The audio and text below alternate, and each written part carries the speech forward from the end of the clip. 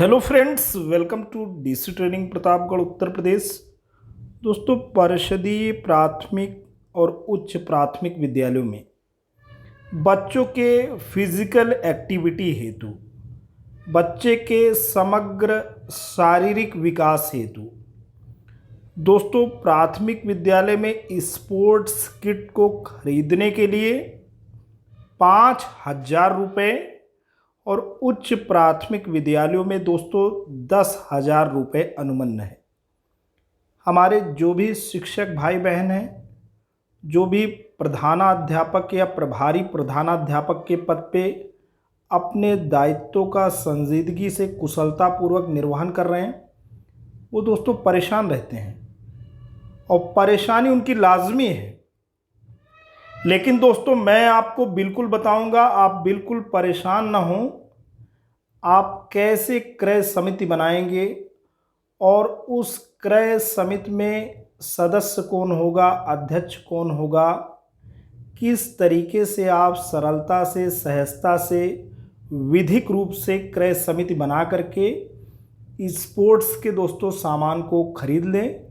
कक्षा 1 से लेकर के कक्षा 5 तक जो भी सामान आपको खरीदने हैं, पूरे के पूरे सामान का विवरण इसी वीडियो के डिस्क्रिप्शन में दोस्तों मैंने उसका लिंक दिया है और लिंक शेयरिंग दोस्तों ऑन है। आप उसे बिल्कुल वहां जा करके डिस्क्रिप्शन से एक्सेस करके देख सकते हैं कि हमें कौन कौन से सामान खरीदने हैं।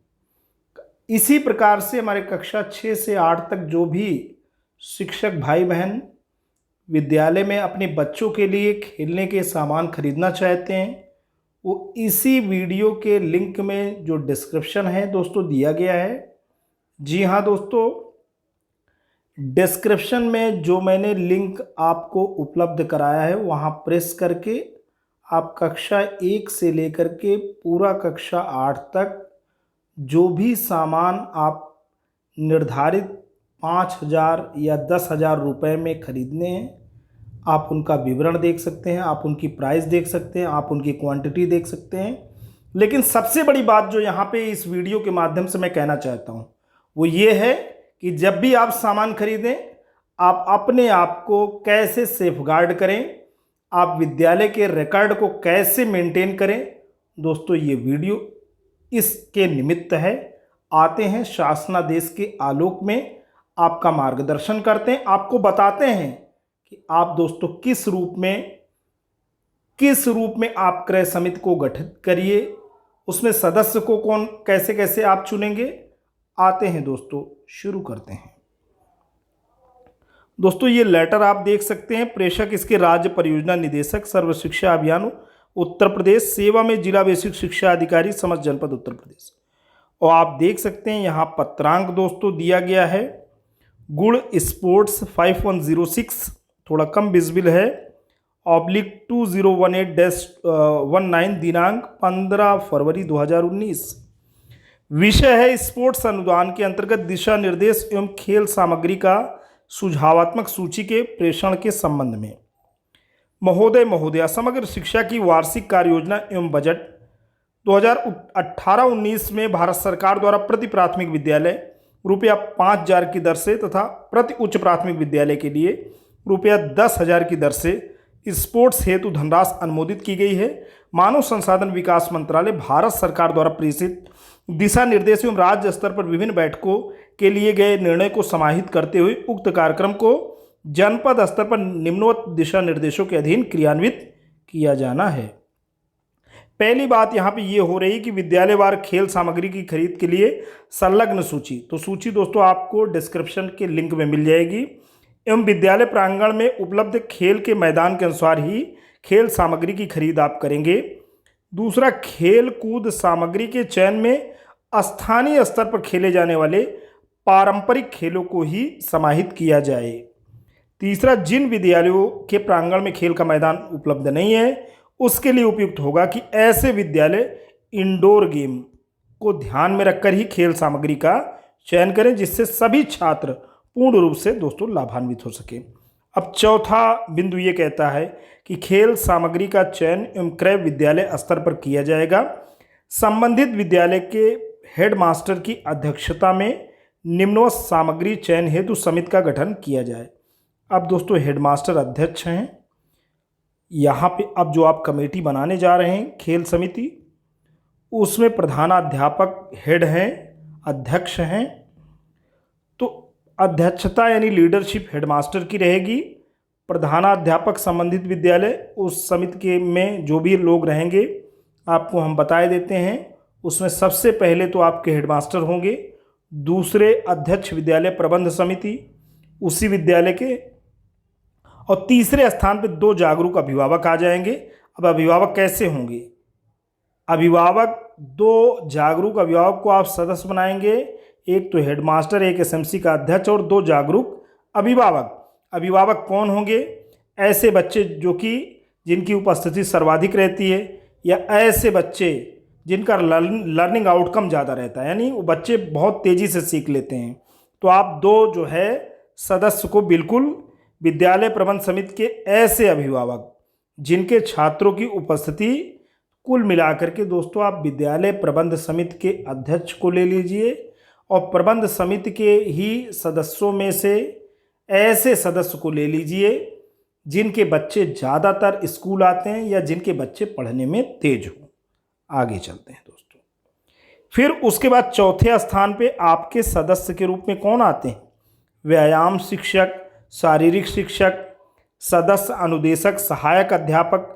व्यायाम सहायक शिक्षक से तात्पर्य यह है कि विद्यालय में कार्यरत वे शिक्षक जो व्यायाम शिक्षक के रूप में योग्यताधारी हैं एवं कार्य कर रहे हैं, अतः प्राथमिकता के आधार पर उनको समिति में शामिल कर लें। दोस्तों कुछ हमारे शिक्षक भाई बहन हैं जो बीपीएड यानी बैचलर ऑफ फिजिकल एजुकेशन के ग्राउंड पे सेलेक्ट हुए हैं।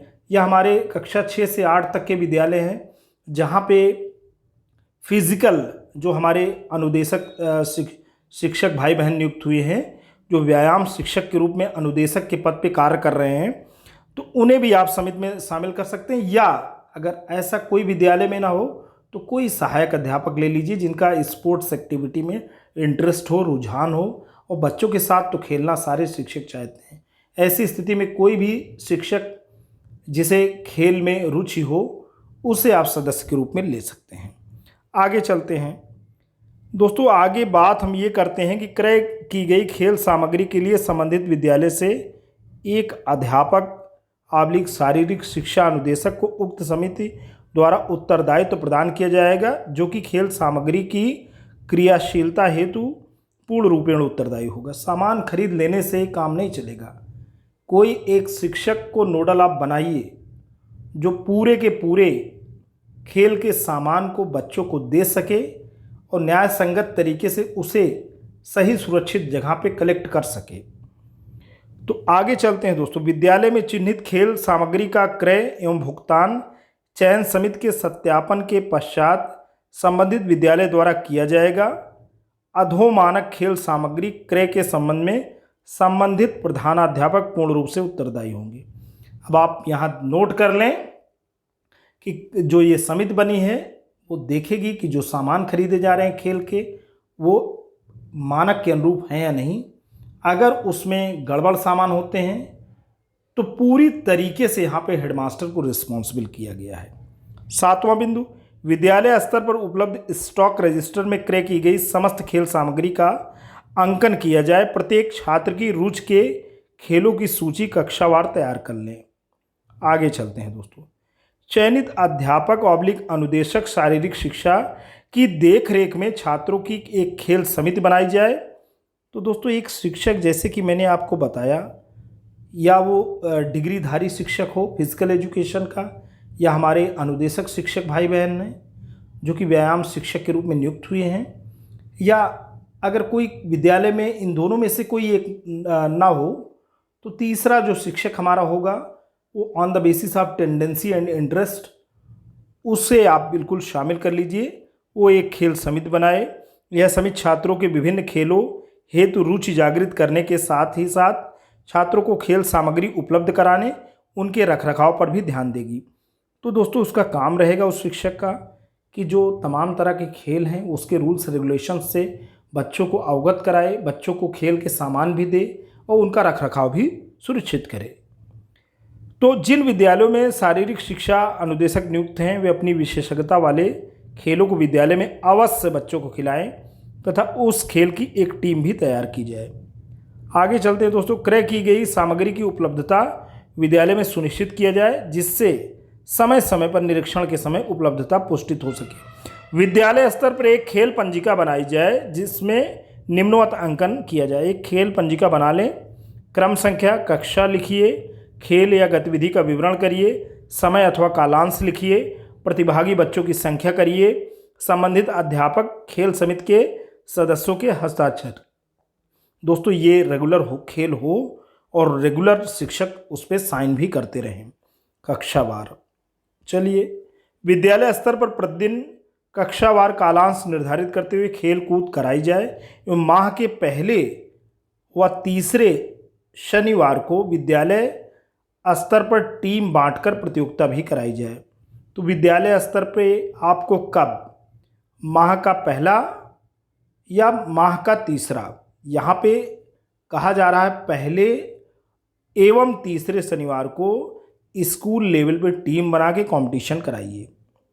प्रत्येक माह के अंतिम शनिवार, पहले और तीसरे शनिवार को आपको टीम बना के कंपटीशन कराना है और अंतिम शनिवार को ग्राम पंचायत स्तर पर एक प्रतियोगिता कराई जाए जिसमें उस ग्राम सभा के अंतर्गत आने वाले विद्यालय भी प्रतिभाग करेंगे। इसी प्रकार न्याय पंचायत स्तर पर 3 माह में एक बार, अब एनपीआरसी लेवल पे 3 माह में एक बार द्वितीय शनिवार को खेलों की प्रतियोगिता कराई जाए। तो 3 माह में एक बार आपको प्रतियोगिता करानी है और बात हो रही द्वितीय शनिवार की। ओके, यहाँ सारी बातें शनिवार को हो रही हैं। पहले और तीसरे शनिवार को आपको क्या कराना है, खेल का कंपटीशन कराना है और न्याय पंचायत स्तर पर 3 माह में एक बार आपको क्या करानी है, खेल की प्रतियोगिता करानी है। और यहाँ पे ये भी बात हो रही है ग्राम पंचायत स्तर पे आप क्या करेंगे, महीने के अंतिम शनिवार को आप कंपटीशन कराएंगे। यानी एक ग्राम सभा में दोस्तों कई स्कूल हो सकते हैं, तो एक ग्राम सभा में 2 स्कूल हो सकते हैं। तो आप क्या करेंगे, प्रत्येक माह के अंतिम जो शनिवार रहेगा वहाँ ग्राम पंचायत स्तर पे, ग्राम सभा स्तर पे आप कंपटीशन करा दीजिए। स्कूल लेवल पे पहले और तीसरे शनिवार, और ग्राम पंचायत स्तर पे आप माह के अंतिम शनिवार, और जो है न्याय पंचायत स्तर पे माह का दूसरा। जी हाँ दोस्तों, यहाँ पे जो दूसरा शनिवार है उस पे आपको करानी है। आगे चलते हैं 12वें नंबर पे। जिला व्यायाम शिक्षक, ब्लॉक व्यायाम शिक्षक एवं शारीरिक शिक्षा के अंशकालिक अनुदेशकों का यह दायित्व होगा कि वह उक्त चयनित खेल सामग्रियों का संबंधित विद्यालयों में अनुप्रयोग सुनिश्चित कराकर बच्चों को न्याय पंचायत, ब्लॉक, जनपद एवं राज्य स्तर पर आयोजित होने वाली विभिन्न खेल प्रतियोगिताओं के लिए तैयार करें। आगे चलते हैं। न्याय पंचायत स्तर पर आयोजित होने वाली खेल प्रतियोगिताओं का अनुश्रवण संबंधित ब्लॉक के व्यायाम शिक्षक द्वारा किया जाए। इसकी सूचना जिला व्यायाम शिक्षक को भी उपलब्ध कराना सुनिश्चित किया जाए। जिन विकास खंडों में व्यायाम शिक्षक नामित नहीं हैं उनमें संबंधित विकास के खंड शिक्षा अधिकारी द्वारा व्यायाम शिक्षक योग्यताधारी शिक्षक को नामित किया जाए। वे उच्च प्राथमिक विद्यालय जहां शारीरिक शिक्षा के अंशकालिक अनुदेशक नियुक्त हैं उनमें उच्च अनुदेशक द्वारा विभिन्न खेलों के नियम आदि से बच्चों को अवगत कराया जाए। साथ ही बच्चों के खेलने के समय भी उनके द्वारा पूरी तरीके से पर्यवेक्षण किया जाए ताकि बच्चों को चोट वगैरह न लगे। विद्यालय स्तर पर क्रय की गई खेल कूद सामग्री की उपलब्धता, क्रियाशीलता एवं प्रयोग को 100% सुनिश्चित करने हेतु जनपद स्तर पर खंड शिक्षा अधिकारी मुख्यालय जिला समन्वयक प्रशिक्षण। जी हाँ दोस्तों, जो भी आपने खेल का सामान खरीदा है उसको सुपरवाइज करने के लिए जनपद स्तर पे जो अधिकारी हैं वो खंड शिक्षा अधिकारी मुख्यालय हैं, जिला समन्वयक प्रशिक्षण है, संबंधित विकास खंड के खंड शिक्षा अधिकारी हैं एवं जिला व्यायाम शिक्षक के माध्यम से अनुश्रवण पर्यवेक्षण किया जाएगा। पर्यवेक्षण में यदि खेल सामग्री की अनुपलब्धता, जी हाँ दोस्तों, अगर खेल सामग्री वहाँ पे अनअवेलेबल है या अनुपलब्ध है एवं खेल सामग्री का प्रयोग भी नहीं हो रहा है तो संबंधित हेडमास्टर पूर्णतः उत्तरदायी होंगे। खेलने के समय बच्चों की सुरक्षा का पूरा ध्यान रखा जाए। इसके साथ ही प्राथमिक उपचार उपलब्ध कराने हेतु सामग्री फर्स्ट एड बॉक्स की भी उपलब्धता विद्यालय में सुनिश्चित किया जाए। खेलकूद सामग्री की विशिष्टता के संबंध में किसी प्रकार की परीक्षा के निवारण में ब्लॉक व्यायाम शिक्षक, जिला व्यायाम शिक्षक द्वारा सहयोग प्रदान किया जाए। मानव संसाधन विकास मंत्रालय भारत सरकार द्वारा प्रेषित दिशा निर्देशों के अंतर्गत एनेक्सर 2 में सुझावात्मक खेलों एवं गतिविधियों का विस्तृत विवरण निर्देशों के साथ संलग्न है, जिसमें स्थानीय खेलों, कुल मिलाकर के दोस्तों ये रूल्स रेगुलेशन हैं। आपको ध्यान रखना है कि विद्यालय स्तर पे जो स्थानीय जो भी खेल हैं उसी को शामिल करें। बच्चों को चोट न लगे इसका ध्यान रखें। जब भी बच्चे खेल रहे हों आप कोशिश करिए, छोटे बच्चे हों या बड़े बच्चे, बच्चे बच्चे होते हैं, एक शिक्षक पूरी तरीके से उनके बीच में रहे और अपने बच्चे के तरह दोस्तों उनका ध्यान रखें। और अक्सर होता है जैसे अपने घर के बच्चों को चोट लग जाती है तो स्कूल के भी बच्चों को अक्सर खेल के दौरान दोस्तों चोट लग जाती है, तो आप फर्स्ट एड बॉक्स का तुरंत प्रयोग करें और लाइट खेल ही दोस्तों कोशिश करें कि बच्चे खेलें। छोटे बच्चे जैसे हैं तो उसमें पूरा खेल का सामान जो कि डिस्क्रिप्शन में मैंने लिंक दे रखा है, उसमें खेल का सामान भी उनके लिए लाइट है। ऐसे ही जो भी सामान दिए गए हैं हमारे परिषदीय प्राथमिक और उच्च प्राथमिक विद्यालयों हेतु बहुत ही अच्छे सामान हैं, वही सामान आप परचेस करें। तो दोस्तों आज के लिए इतना ही। ये वीडियो इन्फॉर्मेशन आपको कैसा लगा?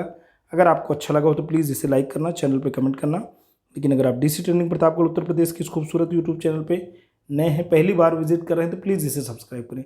जब भी आप सब्सक्राइब का बटन प्रेस करते हैं बराबर से एक बेल आइकन आता है, उसे प्रेस करें और चैनल को सब्सक्राइब करें। Thanks for watching and listening. This is Ajay Prakash Dubey signing off.